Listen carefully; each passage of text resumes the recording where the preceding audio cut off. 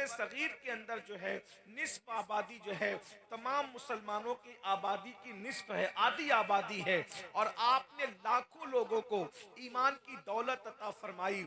गरीब नवाज को अल्लाह के रसूल सल्लल्लाहु अलैहि वसल्लम ने अपना नुमाइंदा बनाकर हिंदुस्तान की सरजमीन पर भेजा। आप अंदाजा फरमाएं कि आखिर कैसी सूरत होगी, कैसी सीरत होगी, कैसा अंदाजे जिंदगी होगा, कैसी गुफ्तगू होगी। पूरी जिंदगी के अंदर एक मुनाजरा भी नहीं हुआ और 90 लाख लोगों को ईमान की दौलत नसीब हो गई। पूरी जिंदगी के अंदर एक गमला भी नहीं टूटा, 90 लाख लोगों की जिंदगी के अंदर ईमान की शमा रोशन हो गई। पूरी जिंदगी के अंदर किसी की माला भी नहीं टूटी, किसी के चेहरे पे तमाचा भी नहीं लगाया, किसी को तू और अबे तक नहीं कहा, और 90 लाख लोगों को ईमान की दौलत नसीब हो गई। अंदाजा तो फरमाए, अल्लाह अकबर, क्या अंदाजे जिंदगी होगा, कैसी खूबसूरत उनकी जिंदगी होगी। मेरे आका सल्लल्लाहु अलैहि वसल्लम के प्यारे दीवानों, सुल्तानुल हिंद ने हिंदुस्तान की सरजमीन पर मोहब्बतों के जरिए से, प्यार के जरिए से, तालीमात मुस्तफ़ा के जरिए से हिंदुस्तान की जमीन पर इस्लाम फैलाया। एक आसान सी बात मैं आपके सामने रखता हूँ, गरीब नवाज ने अपनी अखलाक के जरिए कैसे इस्लाम फैलाया। एक मर्तबा हिंदुस्तान की सरजमीन पर जब लोगों ने देखा कि लोग जो है वो अपने फरसूदा और जो है वो कदीम और बदतरीन अफकारो नजरियात से तौबा करके सुल्तानुल हिंद की तरफ माइल हो रहे हैं, सुल्तानुल हिंद की तरफ आ रहे हैं, उनके नाने का कलमा पढ़ रहे हैं, दीन में दाखिल हो रहे हैं। लोगों ने बहुत कोशिशें की, बहुत काविशें की, लेकिन फिर जब देखा कि किसी तरीके से कामयाब नहीं हो सकते, तो गरीब नवाज के कत्ल के लिए एक नौजवान को तैयार किया, और नौजवान को तैयार करने के बाद कहा जाओ और उस फकीर को कत्ल कर दो, इसलिए कि जब उसको कत्ल कर दोगे उसका किस्सा तमाम हो जाएगा। मेरे नौजवानों गौर से सुनना, हमेशा याद रखना, ईंट का जवाब पत्थर से नहीं दिया जाता, गाली का जवाब गाली से नहीं दिया जाता, कांटों के मुकाबले में कांटे नहीं बिछाए जाते, नफरतों के मुकाबले में नफरतों का सौदागर नहीं बना जाता। इसलिए कि अगर कांटों के मुकाबले में कांटे बिछाओगे तो जमीन कांटों से भर जाएगी। हम अपने वलियों के आस्थानों पर चादरें तो डालते हैं, फूल तो पेश करते हैं, उनसे हम सीखते क्या है? वल्लाह, अगर हमने अल्लाह वालों से उनकी तालीमात को सीख लिया होता तो नफरतें खत्म हो चुकी होती। जमीन के ऊपर जो है अल्लाह अकबर, ये जो लोगों की जबान से जो है शोले निकलते हैं, लोग बदतरीन तौर पर नफरतों के सौदागर बने हुए होते हैं, ये सारी चीजों का खात्मा हो जाता। मेरे भाई याद रखना, किसी बहुत बड़े मुफक्किर ने कहा था, गंदगी को गंदगी से साफ नहीं किया जाता, गंदगी को पानी से साफ किया जाता है। इसलिए तुम गंदगी मत बनो बल्कि पानी बनो। इसलिए कि गंदगी पसंद इंसान भी गंदगी को पसंद नहीं करता बल्कि पानी का मुतलाशी रहता है। गंदगी बोझ है, पानी जरूरत है। अच्छी तरह याद रखना, लोगों की जरूरत बनोगे तो इज्जत पाओगे। जब पानी नहीं आता तो हिंदू भी दुआ करता है पानी बरस जाए, मुसलमान भी दुआ करता है पानी बरस जाए, सिख भी दुआ करता है पानी बरस जाए, ईसाई भी दुआ करता है पानी बरस जाए। कोई गंदगी को नहीं मांगता, लोग पानी को मांगते हैं। गंदगी को गंदगी से साफ नहीं किया जाता, गंदगी को पानी से साफ किया जाता है। इसलिए पानी बनने की कोशिश करो, गंदगी को साफ करने की कोशिश करो। अगर कोई रिश्तों को तोड़ता है, हमें जोड़ने की जरूरत है। कोई हमसे दूर जाता है, हमें उसके करीब जाने की जरूरत है। कोई नफरतों की बोली बोलता है, हमें मोहब्बतों की बात करने की जरूरत है। किसी मुफक्किर ने कहा था, जब नफरतों की और मोहब्बतों की जंग होती है, नफरतें हार जाती है, मोहब्बतें जीत जाती है। अगर जीतना है तो नफरत वाले मत बनो बल्कि मोहब्बत वाले बनो। सुल्तानुल हिंद को कत्ल करने के लिए अल्लाह अकबर, एक नौजवान को तैयार किया गया। नौजवान जज्बाती होते हैं, अच्छाई भी जल्दी कबूल करते हैं, बुराई भी जल्दी कबूल करते हैं। नौजवानों का दिल नर्म होता है। अल्लाह अकबर, याद रखें, बद्र में मक्के के बाज गुंडे नौजवानों को ही बरगला करके लाए थे हुजूर के खिलाफ, और हुजूर भी उनसे मुकाबले के लिए नौजवानों को ही लेकर के आए थे। पता चला नौजवानों की बड़ी अहमियत है। मेरे जवानों, एक जवान को तैयार किया और तैयार करने के बाद कहा, जाओ और उस फकीर को जा करके कत्ल कर दो, उसका किस्सा तमाम कर दो। वो नौजवान आया और अपनी कमर के अंदर एक खंजर बांध करके लाया। सुल्तानुल हिंद सरकार गरीब नवाज लोगों के दरमियान बैठकर अपना वास कर रहे थे, नसीहत कर रहे थे, यानी जिसको अपनी आम जबान में कह लें तकरीर कर रहे थे गरीब नवाज लोगों के दरमियान बैठकर। हम लोग तो बहुत लंबी लंबी तकरीरें करते हैं, लेकिन फिर भी बहुत तब्दीली नहीं आती। गरीब नवाज की तकरीर 5 मिनट की होती थी, 7 मिनट की होती थी, 10 मिनट की होती थी। बहुत मुख्तसर गुफ्तगू करते थे, बहुत सादे से जुमले होते थे।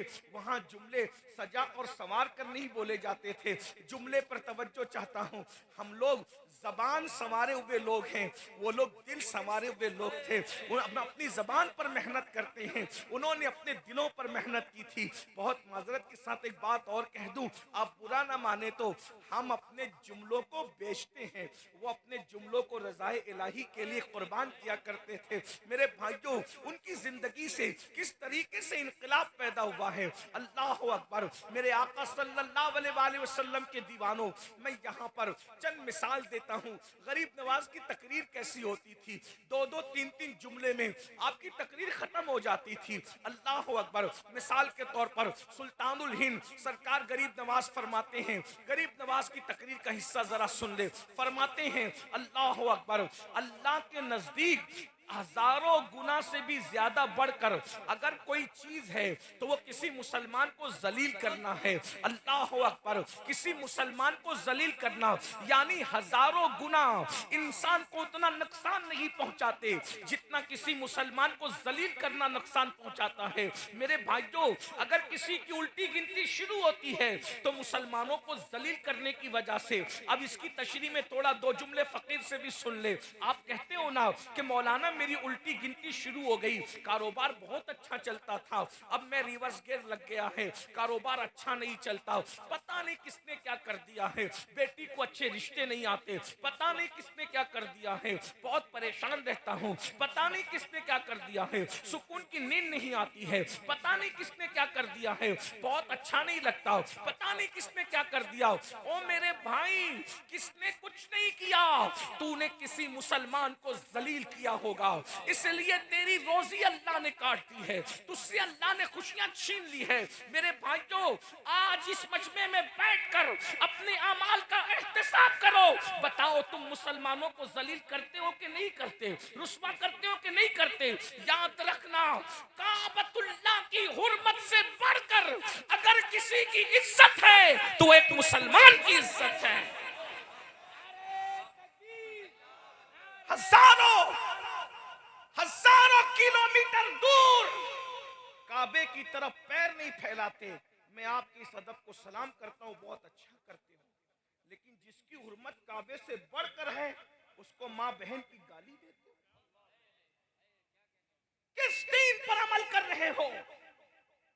अल्लाह के रसूल सल्लल्लाहु अलैहि वसल्लम ने ईमान वाले की हुर्मत को काबतुल्लाह से बड़ी फरमाया, ए काबे, तेरी हुर्मत बहुत बड़ी है, जो तेरे इर्द गिर्द चक्कर लगाए उसके गुनाह माफ होते हैं, मगर ए काबा, तेरी हुर्मत से बढ़कर मेरे ईमान वाले उम्मती की हुर्मत है। अगर मुसलमान यही सोच ले कि मोमिन की हुर्मत काबे से बढ़ के है, तो वो क्या किसी मोमिन पे केस करेगा? किसी मोमिन की गीबत करेगा? जब काबे की बुराई नहीं करते तो जिसकी हुर्मत काबे से बढ़कर है उसकी गीबत कैसे करते हो? जब हजारों किलोमीटर दूर काबे की तरफ पैर नहीं फैलाते तो जिसकी हुर्मत काबतुल्लाह से बढ़कर है उसकी बेटी के रिश्ते को गलत बयानी करके क्यों तोड़ते हो? उसकी अच्छी रोजी चलती है तो उसके दुश्मन क्यों बनते हो?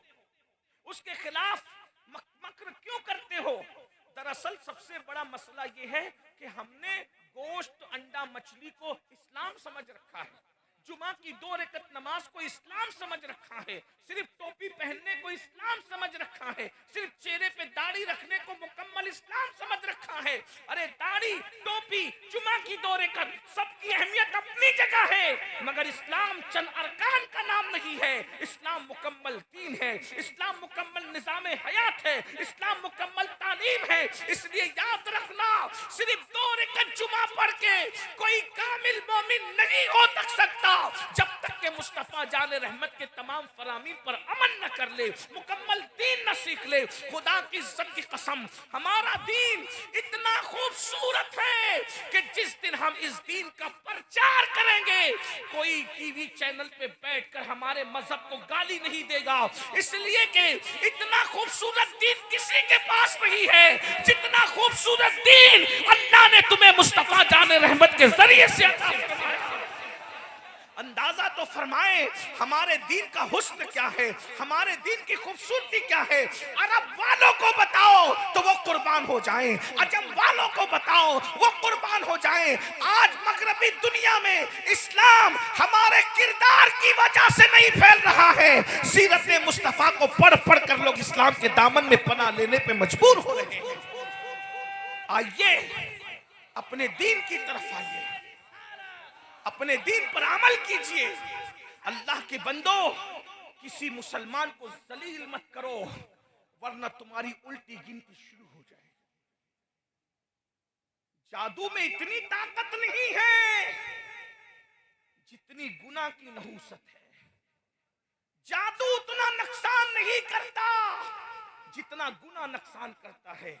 जादू उतना बर्बाद नहीं करता जितना गुनाह बर्बाद करता है। अगर किसी ने जादू किया, मुफ्ती गुफरान साहब से तावीज ले लो, जादू खत्म हो जाएगा। किसी ने जादू किया, मौलाना फरियाद से तावीज ले लो, जादू खत्म हो जाएगा। किसी ने जादू किया, कारी असगर से तावीज ले लो, जादू खत्म हो जाएगा। लेकिन अगर गुनाह की वजह से कुदरत तुम्हें बर्बाद कर रही है तो मुफ्ती गुफरान बचा न सकेंगे, कोई सैयद साहब भी बचा न सकेंगे, कोई पीर साहब भी बचा न सकेंगे। क्या समझ हो गुनाह को? कहने वाले ने कहा है जहां गुनाह है वहां फना है। अल्लाह अकबर। तो सुल्तानुल हिंद की बड़ी बातें हैं। मैं जल्दी जल्दी से अपनी बात को, मैंने पहले ही कहा था मैं लंबी नहीं करूंगा, लेकिन आपका शौक अगर साथ रहा तो कुछ बातें कहने की हिम्मत हो रही है। अल्लाह के बंदो जरा तवज्जो फरमाओ। अल्लाह अकबर। गरीब नवाज फरमाते हैं कि किसी मुसलमान को जलील करने से बड़ा गुनाह दुनिया के अंदर नहीं है, इसलिए किसी को जलील मत करो, किसी को रुस्वा मत करो, किसी को जो है हकीर मत समझो।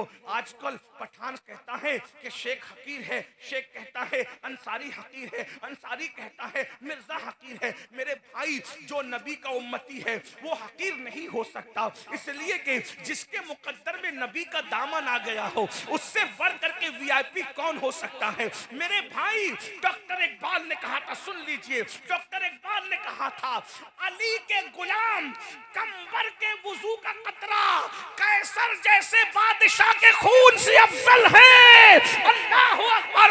जब अली के गुलाम कंबर के वुजू का पानी कैसर बादशाह के खून से अफजल है, जब अली के गुलाम के वुजू के कतरे का ये आलम है तो मुस्तफा जाने रहमत के गुलाम का अंदाजा तो फरमाए, गौर तो फरमाए। इसलिए कोई बिरादरी हकीर नहीं है, कोई सिलसिला हकीर नहीं है, कोई मुसलमान हकीर नहीं है। नबी का जो गुलाम है हमारा वो इमाम है सैयदना फारूक आजम। जब भी बिलाल को कहते थे, हजरत फारूक आजम अरबी होकर हबशी बिलाल को कहते थे, खानदानी आजाद होकर गुलाम को जो आजाद करता गुलाम था उस बिलाल को कहते थे या सैयदना बिलाल, या सैयदना बिलाल। ए बिलाल, तू मेरा सरदार है, तू मेरा सरदार है। लोग कहते हैं गुलाम को सरदार कहते हो, क्या तुम इसका चेहरा देखते हो और इसके मुस्तफा वाला में दिल देखते हो। ये मेरे नबी का आशिक है, इसलिए किसी को जलील मत करो। जलील करने से उल्टी गिनती शुरू होगी। अब आपसे मैं एक बात कहूं, जब आम मुसलमान को जलील करना, तवज्जो भाई, इसको छोड़ दे, हाँ मोहब्बत है आपकी, मैं इनका बयान सुने, तवज्जो से बयान सुने, गौर से फरमाए। जब आम मुसलमान को जलील करना, तवज्जो, आम मुसलमान को जलील करना हजारों गुना पर भारी है। यानी हजारों गुना करने से वो नुकसान नहीं होता जो एक मुसलमान को जलील करने से होता है। जब एक आम मुसलमान को जलील करना इतना बुरा है, तो जो अपने माँ बाप को जलील करते हैं, जो अपने माँ बाप को रुस्वा करते हैं, रातों दिन माँ बाप को दुख में जलाते हैं, टेंशन देकर जलाते हैं, उन्हें तकलीफ पहुंचाते हैं, उन्हें अजियत पहुंचाते हैं। माँ बाप अगर खर्चा मांगते हैं तो कहते हैं इन बुढ़ा बुढ़ी के हम बर्बाद हो जाएं, जितना कमाएं इनकी दवा पे खर्च कर दें, जितना कमाएं इन्हीं के पीछे लगा दें, जितना कमाएं सब इन्हीं पे लुटा दें। मेरे भाइयों याद रखना, अल्लाह के रसूल सल्लल्लाहु अलैहि वसल्लम ने फरमाया, तेरे माँ बाप अगर तुझसे राजी है तो तुझसे अल्लाह भी राजी है, माँ बाप नाराज है तो अल्लाह भी नाराज है। मुझे बताओ, जब तुम किसी पिकनिक पर जाते हो, किसी होटल में जाते हो, चाय कॉफी पीने जाते हो, सैरो तफरी के लिए जाते हो, और अगर चाय का, कॉफी का, खाने का बिल आता है तो हर दोस्त तो अपनी जेब में हाथ डालता है, वो अपना क्रेडिट कार्ड निकाल रहा है, वो अपना बैंक का कार्ड निकाल रहा है, वो अपना एटीएम निकाल रहा है, वो अपनी जेब में हाथ डाल के पॉकेट निकाल रहा है। आपस में क्यों लड़ रहे हैं? बिल मैं दूंगा, मैं दूंगा, मैं दूंगा। दोस्तों की पार्टी में बिल मैं दूंगा, मैं दूंगा, और माँ बाप हॉस्पिटल में हो तो फिर आपस में लड़ते हो, भाई तेरी माँ नहीं है तू बिल देगा, तेरा बाप नहीं है तू बिल देगा। याद रखना, हज करने पे वो सवाब नहीं मिलता जो माँ बाप पे खर्चा करने पे मिलता है, माँ मस्जिद बनाने पे वो सवाब नहीं मिलता जो माँ बाप पे खर्चा करने पर मिलता है। मेरे भाइयों एक बात बताऊं, आप करोड़ों खर्चा कर दो, एक मिनट तुम्हारी जिंदगी का बढ़ नहीं सकता, लेकिन मेरे रसूल फरमाते हैं कि अगर किसी की जिंदगी के 3 दिन बचे होते, 3 दिन, और वो अपने माँ बाप पे खर्चा करे, माँ बाप की खिदमत करे, माँ बाप को खुश करे, तो उसकी 3 दिन की जिंदगी अल्लाह कभी 3 साल तक बढ़ा देता है, कभी 30 साल तक बढ़ा देता है।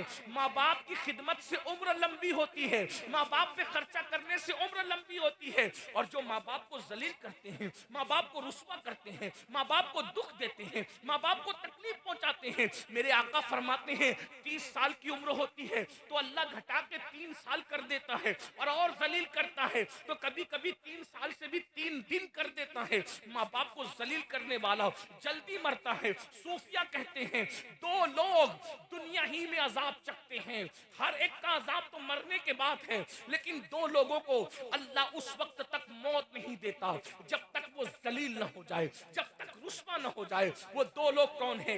एक नबी का गुस्ताख जब तक वो जलील नहीं होता उस वक्त तक उसको मौत नहीं आती, और एक माँ बाप का गुस्ताख जब तक वो जलील नहीं होता उस वक्त तक उसको मौत नहीं आती। इसलिए याद रखना, कितने भी गिर जाना, कभी नबी की गुस्ताखी मत करना, कभी माँ बाप की गुस्ताखी मत करना। फरमाया गया माँ बाप के गुस्ताख और माँ बाप के बेअदबों को मरते वक्त उनकी जबान पे कलमा भी नहीं आता। मेरे भाइयों, हम लोग हजारों की तादाद में जलसा सुनने जमा होते हैं, मगर अफसोस है आज हमारे बूढ़े माँ बाप हमारे घरों में रो रहे हैं, माँ बाप रुसवाइयों के दहाने पर है, माँ बापों से जो है वो अल्लाह अकबर मशवरा देने का हक छीन लिया गया है। माँ बाप को जो प्यार देना चाहिए था वो प्यार नहीं दे रहे हैं। लोग कहते मौलाना हम तो खिदमत करते हैं। याद रखना मेरे भाई, रोटी कपड़ा और मकान लोग तो काम वाली औरतों को भी दे देते हैं, रोटी कपड़ा मकान देने की बात नहीं है मेरे भाई, रोटी तो लोग कुत्तों को भी दे देते हैं। याद रखना, रोटी देने का मसला नहीं है। इस्लाम में माँ बाप की खिदमत का मतलब यह है कि कम से कम उनको बादशाहों की तरह रखो, कम से कम, और अपने आप को उनका गुलाम तस्वुर करो। अल्लाह अल्लाह, जिस आला हजरत के पड़ोस में रहते हो वो इमाम अहमद रजा अपनी किताब में लिखते हैं कि माँ बाप से बात डायरेक्ट नहीं कर सकते।